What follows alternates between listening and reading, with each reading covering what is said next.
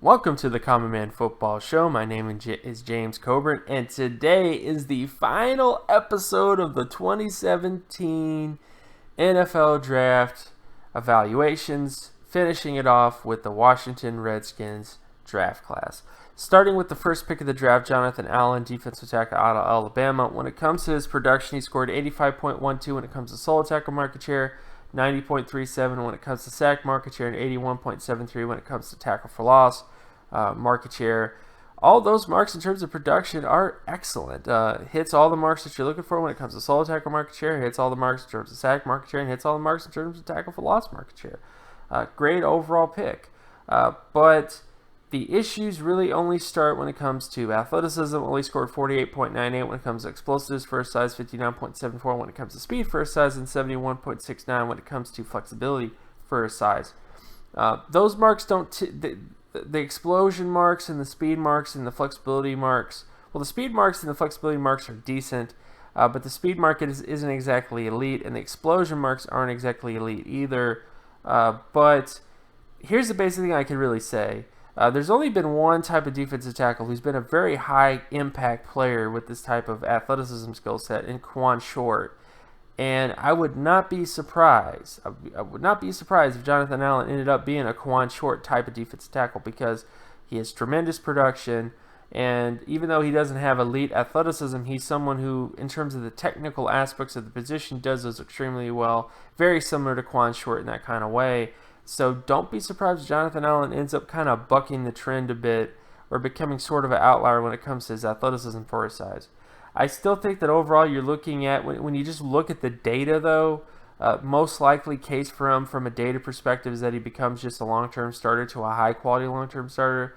But I do think that there is some potential that he could, because of his similarities to Kawann Short from an athletic standpoint and just his style of play very similar to Kawann Short, that I would not be surprised if that's sort of an outcome that you should expect from Jonathan Allen in the future. Then we come to the next pick of the draft in terms of Ryan Anderson, outside linebacker / defensive end from Alabama. When it comes to his production, he scored 60.68 when it comes to solo tackle market share production, 45.10 when it comes to sack market share production, and 70.85 when it comes to tackle for loss market share production. All those marks are fairly decent with the exception of the sack market share production. He is a sort of a rotational player at Alabama for most of his career, but that kind of caps a bit of his issues when it comes to that. And Ryan Anderson's real issues, other than the production stuff, which is kind of nitpicking him a bit, it's just athleticism. Only scored 74.74 when it comes to explosiveness for his size, 57.58 when it comes to speed for his size, and only 11.20 when it comes to flexibility for his size.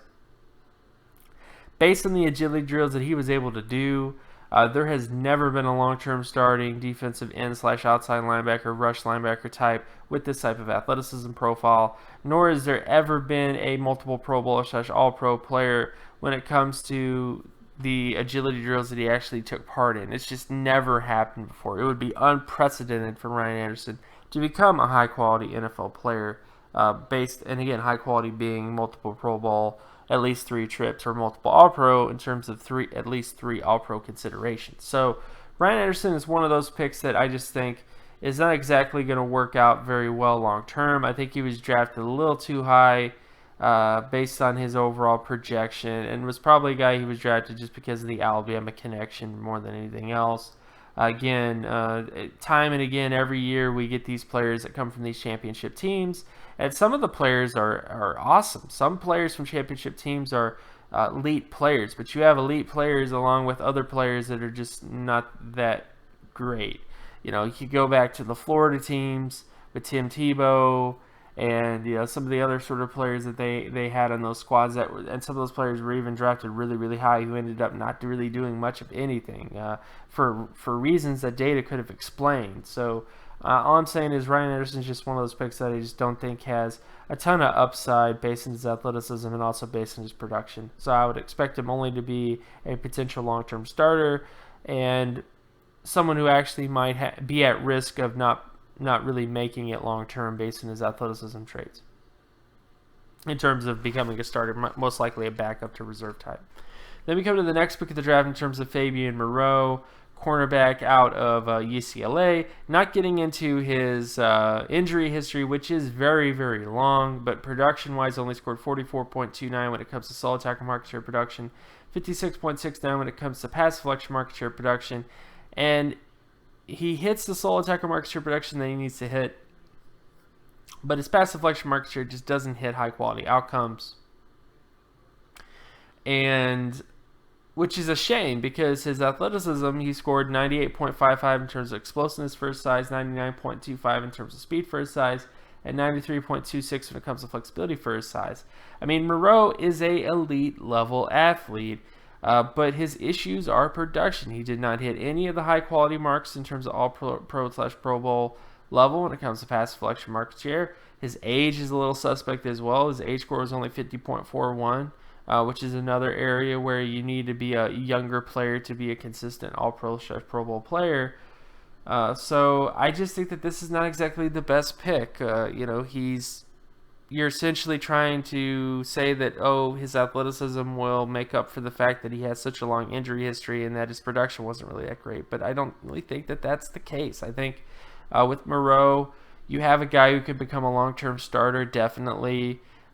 In that sort of position, but there are just so many icky things about him when it comes to his injury history and also when it comes to his production that kind of caps a lot of stuff. So it's a player that I would view as a very high-risk player because even though he has athleticism, if you have a guy that's that athletic, why is he not more productive? Why is he not more productive despite having this great athleticism?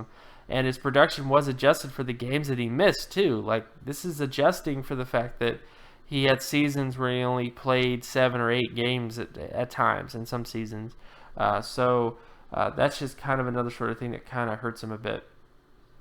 And we come to the next pick of the draft in terms of Samaje Perine, running back out of Oklahoma. When it comes to his production, he scored 75.31 in terms of total offensive market share production, which hits at least 5-time Pro Bowl level in terms of that particular production metric. And athleticism-wise, scored pretty well in terms of 83.88 when it comes to explosives for his size, 72.09 when it comes to speed for his size, and 66.75 when it comes to flexibility for his size. His only real issue is the fact that his 3-cone doesn't hit the area it needs to hit. 92% of multiple All-Pro / Pro Bowl running backs since the 1999 NFL draft class had a 3-cone of at least 7.09 or less, with the exception of Demarco Murray. And this is Demarco Murray compared to Samaje Perine from a production athleticism standpoint. While Perine does have much better production, he doesn't quite have the athleticism, which is the big difference in terms of Murray having a much higher speed score, elite speed score, by the way, with better all-around, flexibility, decent sort of other marks. So there's issues from that point, and there's also issues in terms of arm length. Only 92% of long-term starting running backs have at least 31-inch arm length or more, and the only 2 backs who had less than 31-inch arm length to become long-term starters were C.J. Spiller and Chris Johnson. There's only been 2 running backs that have had less than 31-inch arm length to become long-term starters in that time span. Only 2 backs, and C.J. Spiller and Chris Johnson, who frankly are speed backs more so than power backs. So Perine will be a very interesting case to follow. He does have the production. He does have positive athleticism traits, except for the fact that he doesn't quite have the flexibility that you want in terms of a multiple All-Pro Pro Bowl running back. I'm willing to project a starter here with him based on his production, based on his athleticism traits, but I do think that there is a lot of potential for issues when it comes to his arm length because there just hasn't been that many backs with arm length that low to become long-term starters. So that's kind of a major red flag when it comes to running backs in general. But I'm still going to give him the benefit of the doubt just for Bills fans, but not Bills fans, but Redskin fans. But again, just keep that in mind. Just keep it in the back of your mind of a potential issue from a data perspective. And we come to the next pick of the draft in terms of Montae Nicholson, safety out of Michigan State. When it comes to his production, he scored 84.10 in terms of solo tackle market share, 65.08 when it comes to interception market share, and 28.16 when it comes to pass deflection market share production. Unfortunately, that production is just not getting it done when it comes to high-quality marks at the strong safety position. That position, you need to have at least a certain amount of pass deflection market share to be an elite strong safety, and he just doesn't have that. He does, however, hit the starter level things that he needs to hit in terms of production. And in terms of athleticism, he scored 69.43 in terms of explosives for his size and 93.65 in terms of speed for his size, and unfortunately did not do flexibility testing. So he is a very fast player for his size, has above average explosiveness, and has starter level production. I'm willing to at least project him as a long-term starting safety, but there just hasn't been a safety with this type of profile from a production standpoint to become a high-quality player. And I just don't think that that's going to be the case because it's never happened. Again, it'd be unprecedented. It's never happened before that there was a strong safety with this type of production profile to become a high-quality NFL player.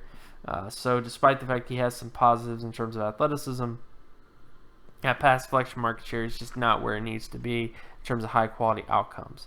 Then we come to the next pick of the draft in terms of Jeremy Sprinkle, tight end out of Arkansas. When it comes to his production, he scored 48.56 in terms of passing yardage market share production compared to all the tight ends to the 1963 NFL draft class all the way back to John Mackey. Jeremy Sprinkle just does not hit a very good level of production, doesn't hit the Pro Bowl level of 58 or higher, and doesn't hit the All-Pro level of 80 or higher. And I know some of you are going to be saying, well, what about Jimmy Graham? What about Jimmy Graham? Jimmy Graham wasn't productive. Jimmy Graham is a phenomenon. You guys realize that, right? He's a tight end who, Antonio Gates and Jimmy Graham are two players that were, like, if you look at the history of the tight end position, you go all the way back to 1963 NFL draft class. This whole tight end who's a basketball player who was not very productive and becomes this really high-quality player has only happened 2 times in the last 20 seasons. Like, it's rare for Antonio Gates to exist. It's rare for Jimmy Graham to exist. Like, these are like flukes in terms of the data spanning all the way back to the 1963 NFL draft class. And to just get this out of the way, Jeremy Sprinkle's athleticism compared to Jimmy Graham. Sprinkle had 19.89 explosives for his size, 72.29 in terms of speed for his size, and 54.28 when it comes to flexibility for his size. He does not hit the explosion marks that he needs to hit. He does not hit the flexibility marks that he needs to hit.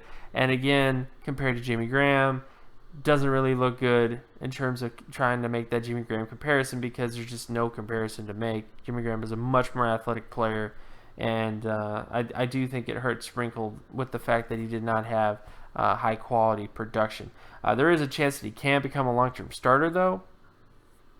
That's still in the cards in terms of Jeremy Sprinkle, but high-quality outcomes are just not there when it comes to his overall profile.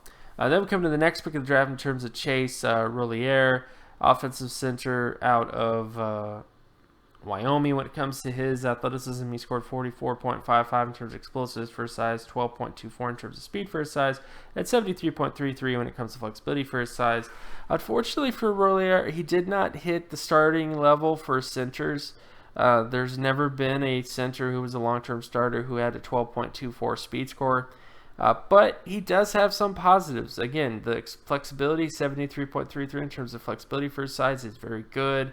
Explosiveness kind of hits a decent area when it comes to his explosiveness. He's someone that I'm willing to say can become an outlier as a starting center, but just keep in mind that, again, it's never happened before that there's a long-term starting center with his speed score. So despite the fact that he does have positives, I would say there is potential for a long-term starter with him. But I just would worry about that speed score and the other sort of stuff in terms of him. So that's just something to think about. I still think he could become a long-term starter based on his flexibility traits, but it would be an outlier. Like, it'd be something that's never happened before. So I'm being very nice about this pick. Then we come to the next pick of the draft in terms of Robert Davis, wide receiver out of Georgia State. When it comes to his production, he scored 72.73 in terms of passing yardage market share production, which is 3-time Pro Bowl level. And in terms of athleticism, which is the big reason why he was drafted, he scored 99.17 in terms of explosives for his size, 92.69 in terms of speed for his size, and 90.16 when it comes to flexibility for his size. Robert Davis is a very impressive overall athlete. He is one of the most athletic wide receivers in the draft class. His production hits 3-time Pro Bowl level. I would expect good things from this pick. The only real issue is just strength of schedule. Did not play the toughest competition ever with his production. So that is something to monitor and to think about a bit when it comes to Robert Davis. But overall, I think he is a pick who at least can become a long-term starter with some athletic upside, which is the big reason why you drafted him. So I think that's a fairly decent pick to take a risk on a guy who is a super-duper athlete and has decent production. But there is some risk just based on the schedule that he faced and just on some of those other factors. Then we come to the next pick of the draft in terms of Josh Harvey-Clemons, defensive safety out of Louisville. When it comes to his production, he scored 56.57 in terms of solo tackle market share production, 35.88 when it comes to interception market share, 35.98 in terms of pass deflection market share. And if you thought Montae Nicholson's production was bad, just look at Josh Harvey-Clemons. Does not really hit any of the marks he needs to hit in terms of pass deflection market share, in terms of high quality outcomes, nor does he hit any of the marks he needs to hit in terms of solo tackle market share, in terms of strong safety outcomes. And the nail in the coffin realistically is his athleticism. Only scored 47.54 in terms of explosives for his size, 13.05 in terms of speed for his size, and 17.99 when it comes to flexibility for his size. Just simply does not have a profile of a high-quality player when it comes to the safety position, nor does he have the profile of a high-quality player when it comes to his production. Thus, I'm really only willing to project him as a reserve to backup quality player. There's just not enough here in terms of athleticism nor production to say that he will ever become a high-quality player. I think he will actually struggle to stay on the roster based on his athleticism and also based on his production. So he's not someone that I think is going to last very long after this draft. Then we come to the last pick of the draft in terms of Joshua Holsey, cornerback out of Auburn. When it comes to his production, he scored 20.28 in terms of solo tackle market share production, 44.98 when it comes to pass deflection market share production. Both of these marks, solo tackle market share production does not hit any of the marks in terms of high quality outcomes in terms of solo tackle or pass deflection. And I just think the production just kind of takes him out of really high quality outcomes. And again, the nail in the coffin is continued in terms of athleticism. Only scored 48.79 in terms of explosives for his size, 74.55 in terms of speed for his size, which is good, and 46.53 in terms of flexibility for his size. Doesn't hit the marks he needs to hit in terms of explosiveness or flexibility when it comes to high quality outcomes. Does not have any of the production traits in terms of high quality outcomes. Thus, I would say Joshua Holsey at best is a backup to reserve quality player, and long-term starter is just not something I would expect based on his production, based on his athleticism. Whew, we're almost done. So how do I feel about the Washington Redskins draft class? It's a mixed bag. Jonathan Allen, I think, is going to be a decent long-term starter. I think Fabian Moreau can become a long-term starter. Samaje Perine has potential to be a long-term starter, but again, he would be one of only 3 running backs to become a long-term starter with his arm length profile in the last 20 seasons, so it would be very unlikely for that to happen, but could happen. I'm giving him the benefit of the doubt. Montae Nicholson has some potential to be a long-term starter. Jeremy Sprinkle has the potential to be a long-term starter. Chase Roullier, it's never happened, but I'm at least giving you some potential outlier stuff. I mean, again, the flexibility is strong enough that he could become a starter, but just keep in mind that it's never happened before with a guy with a speed score. Robert Davis could be a long-term starter based on his athleticism. Josh Harvey-Clemons and Joshua Holsey are the 2 picks that realistically have the least likely chance of becoming much of anything because of just their production based on their athleticism traits are also a little whack. And of course, Ryan Anderson is a guy who at least has some production traits indicating a starter, but just doesn't have the traits in terms of explosiveness and flexibility to indicate a very high quality player. So again, this class is really just a mixed bag of players. None of the players really have very, very clean profiles when it comes to their overall projection. All of them have massive question marks when it comes to production, when it comes to athleticism, or when it comes to just physical characteristics. you drafted a lot of players. You're going to have some successful players. Like I said, a lot of the guys I mentioned. So there's a lot of starters in this class. It's not the worst draft class ever, but you just have to keep in mind that there are just a lot of ickiness, a lot of inconsistencies, a lot of wishful thinking is the best way to say it. A lot of hoping that this will happen when it's never happened before. A lot of getting lucky, which is something the Redskins have not exactly had the best stuff in terms of luck, is likely. So, and again, this is just based on their data. A lot of these players are players that I like. Jonathan Allen, I'm a big fan of Jonathan Allen on film. I like Ryan Anderson on film. Jeremy Sprinkle is a guy I like a lot on film. Robert Davis has some interesting stuff, and James Roullier, guys I like on film. It's just that I'm a realist when it comes to data. When I see the results, and I see the thresholds, and a player doesn't hit those thresholds, it raises red flags. Alarm bells go off. You start to doubt other sort of things. So I would just say that that's my only issue in terms of the class. I think it's a solid class. There's going to be some starters out of it, but I just think that there is a lot of players drafted that just don't have all the stuff they need. Like value-wise is a big issue, is the main thing. Guys like Fabian, Moreau, and Ryan Anderson are guys that realistically should have got a lot later in the draft, based on the concerns that they have in terms of injury history and in terms of production, even, and in terms of athleticism, at least in the case of Ryan Anderson. So again, my name is James Cobern. You can find my work at draftcoburn.wordpress.com. You can also follow me on Twitter at Geometrics. If you like this content, if you want more content like this, be sure to like and subscribe. That helps me out tremendously.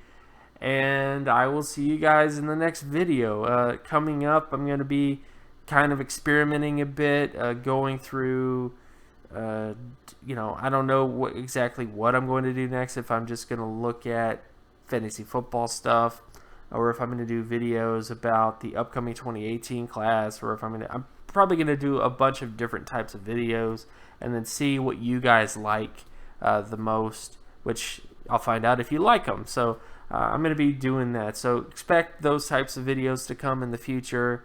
I'll probably only do one video a week, one video a day, actually, instead of two, just because doing 2 videos has made it kind of hectic, not having enough time to really edit the videos properly, lots of mistakes, stuff like that. So I'll be trying to put more time into making better quality videos, so you guys can enjoy more and you don't get taken out of it as much because of that sort of stuff.